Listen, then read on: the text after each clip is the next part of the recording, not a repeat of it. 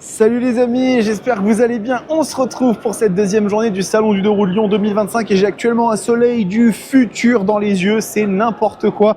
On est sur un stand d'un géant, un géant absolu du monde de la moto, deuxième constructeur en France en 2024. Ils aimeraient passer premier, mais bon, Honda a toujours un peu la dent dure. Mais je sais qu'ils ont ce qu'il faut, pour y arriver.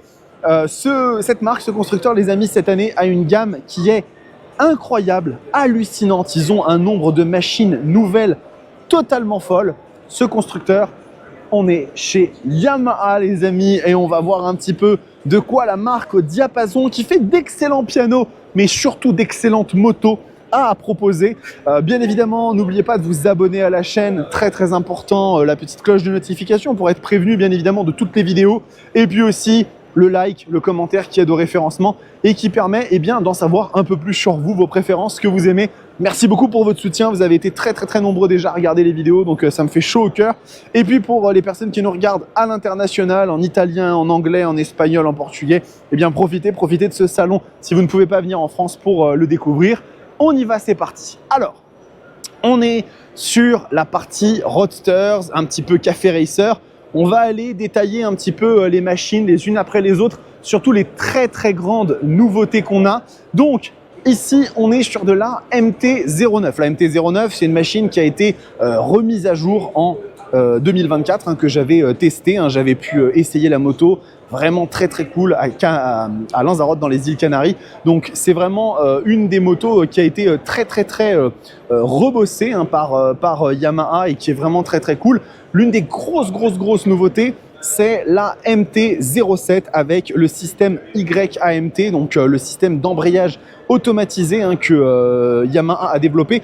Et la MT-07, elle a vraiment évolué de fou. Regardez, elle est notamment dotée maintenant d'une fourche inversée. On a des étriers radio, toujours bien évidemment le moteur CP2 qui fait ultra plaisir, qui a enchanté des centaines et des centaines de milliers de motards. Et on a un nouvel écran TFT sur la machine, très cool, qui est repris de la MT-09. Donc ça, c'est vraiment super sympa. Et on va avoir également sur cette moto la possibilité du coup d'avoir le système YAMT pour ne plus avoir à utiliser l'embrayage. Je ne sais pas d'ailleurs s'il y en a une qui est en YAMT, mais je pense que non. Ici, petite MT-03 avec ses nouvelles couleurs Ice Storm qui sont super jolies. J'adore l'association de ces jantes de couleur bleu, un peu bleu bébé, je ne sais pas comment on appelle ça. Et un blanc cassé, c'est pas un vrai blanc, c'est une sorte de gris très clair. Ça lui va vraiment très bien à la moto, cette MT-03. Donc super cool. On a aussi bien évidemment la petite MT-125 pour celles et ceux qui voudraient une machine d'accès pour le permis A1 ou alors qui veulent vraiment une petite moto pour commencer. C'est une machine qui est très chouette, elle est très jolie aussi. Je me souviens qu'à chaque fois que je fais des reels et des trucs comme ça, c'est une moto qui fait beaucoup de vues, qui marche vraiment énormément. Donc j'en referai sans doute cette année, puisque après tout, pourquoi se priver. Une autre machine que vous êtes très nombreux à apprécier, même si son succès commercial est un petit peu mitigé, c'est la XSR 900 GP qui rappelle vraiment ce côté un petit peu old school, des motos un peu à l'ancienne, des motos de course à l'ancienne. Moi, je la trouve très jolie. C'est vrai que c'est pas pour moi définitivement, c'est pas vraiment le genre de machine en termes d'esthétique que j'irais acheter, mais je trouve qu'elle a vraiment un charme, elle a vraiment quelque chose d'assez à elle et vraiment ça fait super plaisir. Vous avez juste à côté la XSR 900 qui est elle la version roadster pure, sans aucun carénage. Donc pareil, machine très cool, j'adore cette couleur, le orange blanc comme ça, c'est vraiment un truc très chouette. Vous voyez qu'elle est hyper brute la moto, on voit le châssis à nu, le moteur, c'est vraiment la plus simple expression de ce qu'on pourrait même appeler un café racer. Elle est vraiment très sympa. Et regardez, ici au centre trône la MT-09 SP, donc que j'ai eu l'occasion de tester il n'y a pas longtemps, MT-09 SP qui est vraiment ultra upgradé, non seulement au niveau de son freinage, puisque enfin Yamaha est passé au Brembo Stylema sur cette machine-là, et vraiment pour la concurrence, pour se mettre face à la concurrence, c'était important. Toutes les mises à jour de la MT-09 2024 lui ont été ajoutées. On a en plus de ça du keyless, démarrage sans clé, avec les petites grilles acoustiques pour entendre directement la boîte à air dans les oreilles, le petit écran TFT, on a une fourche DLC avec un traitement donc Diamond Light Coating pour rendre plus fluide l'utilisation de la machine dans toutes les phases de pilotage. Ici, petit amortisseur arrière Öhlins et la couleur Icon Performance qui lui va bien évidemment toujours aussi bien. Une des grandes absentes, bien évidemment, de ce stand dans les Roadsters, c'est la MT10, puisque la MT10 n'est plus commercialisée à partir de 2025. Elle a succombé, dirons-nous ainsi, aux normes de pollution Euro. Donc malheureusement, eh bien, elle ne sera plus des nôtres. Elle reviendra peut-être un jour, hein. Je fais confiance à Yamaha pour savoir entretenir ces légendes, bien évidemment.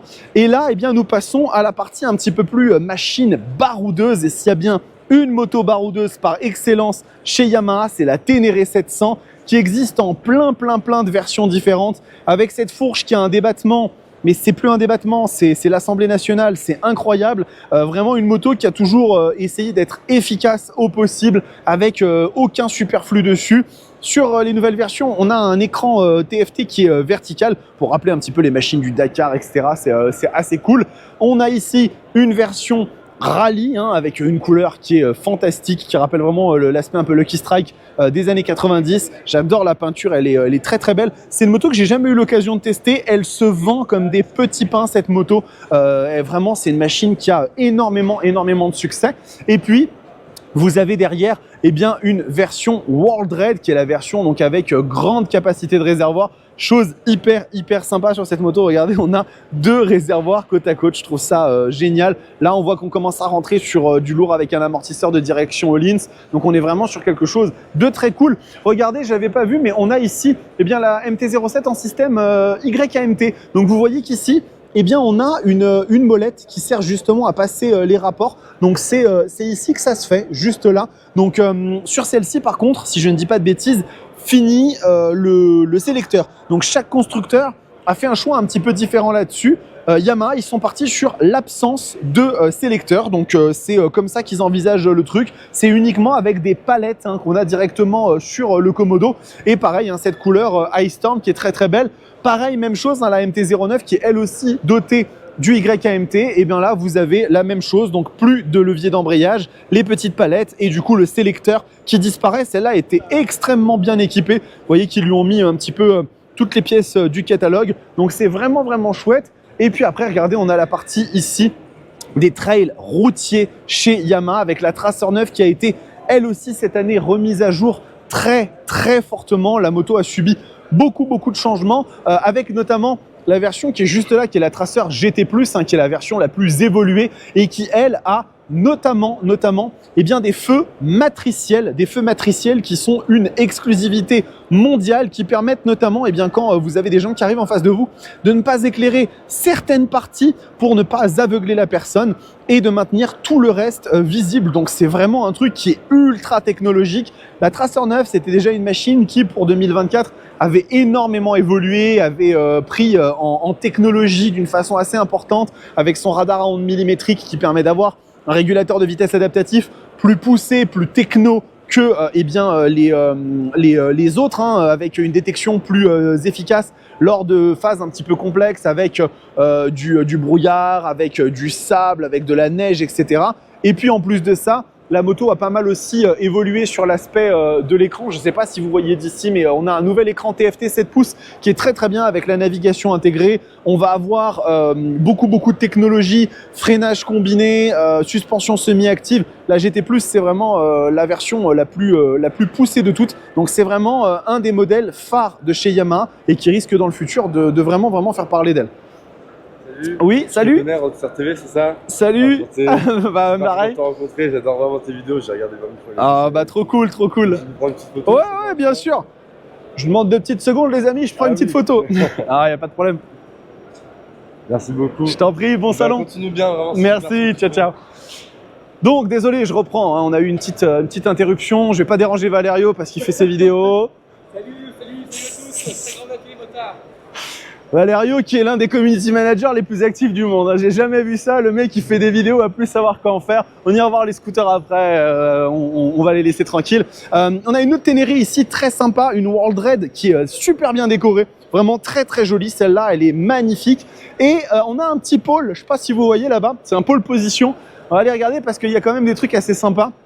Je sais ce que vous voulez, je vais vous donner ce que vous voulez. Mais on patiente un petit peu, Donc, On arrive sur le podium et sur la section un petit peu sportive et on va commencer par celle que vous n'attendez pas, bien évidemment, la R125. Non, on va parler de la R9 après, vous inquiétez pas.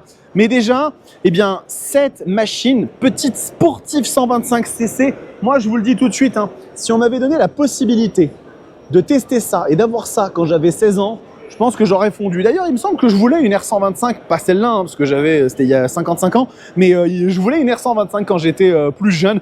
Et vraiment, ça, c'est le ticket d'entrée aux sportives chez Yamaha. Et franchement, pour le coup, je la trouve très jolie. On voit que c'est une sorte de Sportivo GT. Hein. C'est une machine qui va avoir des demi-guidons au-dessus du thé de fourche, qui est vraiment super belle. La couleur bleue, elle est incroyable. Ça reste toujours un vrai truc, cette R125.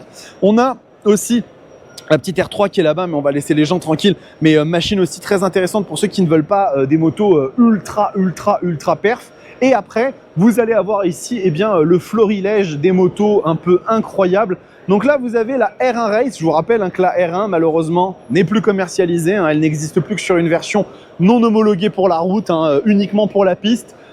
C'est une folie, la R1 avec son moteur CP4, 4 cylindres en ligne, calage Big Bang qui se comporte du coup comme un V4 en termes de sonorité et un petit peu aussi de comportement moteur, assez impressionnant. C'est une légende, je ne vais pas vous représenter la R1, ce serait lui faire insulte et injure. C'est une moto exceptionnelle. On fait un petit peu le tour par ici parce qu'on a une petite R1 GYTR. Ce serait dommage de ne pas passer à côté, de passer à côté justement, tellement elle est incroyable la machine. Regardez ici, la selle a été retravaillée pour être la plus fine possible, bien évidemment, sur une moto de course. L'objectif n'est pas le confort. Et vous avez même ici une autre R1 GYTR qui, elle aussi, regardez, a été retravaillée avec une selle ultra fine. Là, pour le coup, on est vraiment sur les Komodo façon compétition. Vraiment une machine qui est ultra aboutie. Et je n'ose pas imaginer ce que ça doit donner de conduire un monstre pareil. Et finalement, la voilà, regardez, elle pointe le bout de son nez, elle est là, la Yamaha R9, celle que vous attendez, celle qu'on attend tous, celle que j'espère pouvoir vous tester en essai presse parce que vraiment, quelle machine incroyable.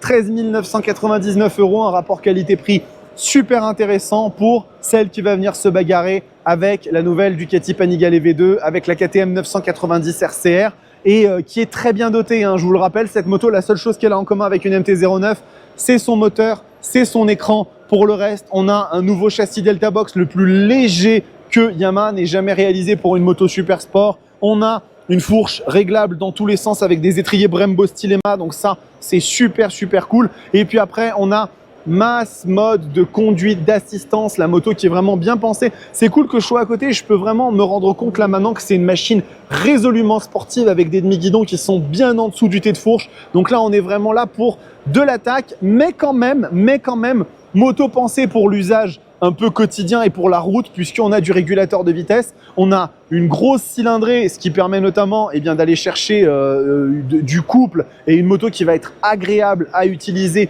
en dehors du circuit, chose que des machines comme la ZX6R et la CBR 600RR ne vont pas pouvoir prétendre parce que ce sont des motos qui sont autrement plus difficiles à exploiter en dessous d'un certain régime moteur. Donc ça, la R9, pour moi, elle va vraiment faire une différence là-dessus. Et justement, elle viendra naturellement se placer en concurrente de motos comme la Panigale V2 ou la KTM 990 RCR, mais à un prix bien plus intéressant. Et vraiment, pour le coup, je trouve qu'à 14 000 €, la R9 est une machine ultra intéressante. Donc voilà. On va pas aller regarder les scooters, d'autant plus qu'ils sont toujours là-bas et que je pense que ce qui vous intéressait vraiment, les amis, c'était les nouveautés moto. Donc voilà, on a terminé sur cette partie Yamaha. C'était aussi un gros morceau. Attention au soleil, vous allez devenir aveugle. On a fini sur cette partie Yamaha. C'était un gros morceau, comme je le disais, puisque bien évidemment, c'est une des plus grosses marques. Donc il fallait bien évidemment en parler. Et puis, écoutez, là, j'ai bouclé toute la partie gros constructeur. Il me reste quand même Indian et Harley. On va pas leur faire injure en disant qu'on a bouclé la partie gros constructeur, mais on va dire les Japonais et les Européens, j'ai tout fait.